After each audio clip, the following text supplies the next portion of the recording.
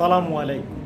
মানুষ কতটা নিষ্ঠুর হলে এবং নির্মম হলে এইরকম কাজ করতে পারে আমি ভেবে উঠতে পারি না। গতকালকে একটি পোস্ট দেখলাম, যে পোস্টে লেখা আছে যে ডাব্বি শিক্ষার্থীরা তোফাজ্জল নামের একটি ছেলেকে নির্মমভাবে মারপিট করে হত্যা করেছে। এই শিক্ষার্থীদেরকেই আমরা একসময় দেশ রক্ষা এবং কি দেশকে স্বাধীন করার জন্য রাস্তায় নামিয়ে দিয়েছিলাম। আজকে এই শিক্ষার্থীরা এতটা সাহস পেয়ে গেছে যে তারা কিনা একটা ছেলেকে, তোফাজ্জল নামের একটা ছেলেকে নির্মমভাবে হত্যা করেছে। আমি কিন্তু সব শিক্ষার্থীদেরকে বলছি না, কিছু অমানুষ শিক্ষার্থী, অমানুষ বলতে যারা শিক্ষা নেওয়ার পরেও তাদের ভিতরে শিক্ষার অভাব রয়েছে, তাদেরকেই বলা হয় অমানুষ।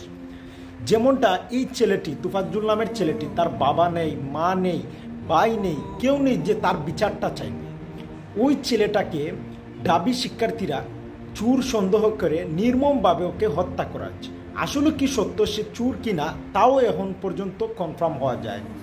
এবং কি শুধু তাই নয়, তাকে খাবার পর্যন্ত দেওয়া হয়েছে। এক দফা তাকে মারধর করার পরে তাকে খাবার পর্যন্ত দেওয়া হয়েছে। খাবার দেওয়ার পরে আবার তাকে মারধর করা হচ্ছে। খাবারের সময় তাকে একবার জিজ্ঞেসও করা হয়েছে যে খাবার ভালো হয়েছে কিনা।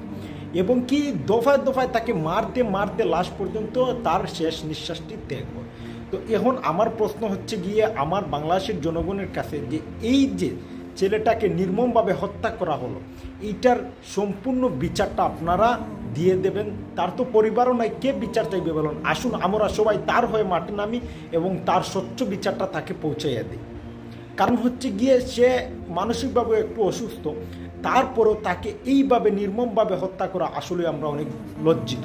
তাই আমার বাংলাদেশ প্রশাসন এবং বাংলাদেশের সর্বস্তরের জনগণের কাছে আমার একটাই অনুরোধ যে এর যথাযথ শাস্তি দেওয়া হোক।